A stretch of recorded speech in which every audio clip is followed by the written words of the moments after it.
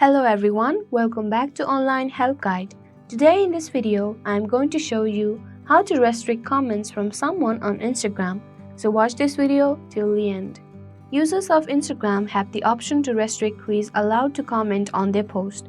If you restrict someone to leave a comment, you can still both comment on each other's post. The person whose access you have restricted will be the only one along with whom you can see the comments made by them. If you want to restrict comments from someone, let's get started without any further ado. Open your Instagram app on your device. Go to your profile by clicking the bottom right icon.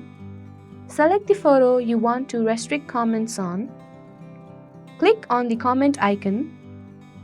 Long press on the person's profile you want to restrict comment of. Click on the exclamatory icon on the right top of your page. Tap to restrict. A pop-up will appear. Click Dismiss button. So, this is how you can restrict comments from someone on Instagram. Thank you for watching Online Help Guide. Hope this video was helpful. If it was, then hit the like button and comment down if you have any questions or feedbacks.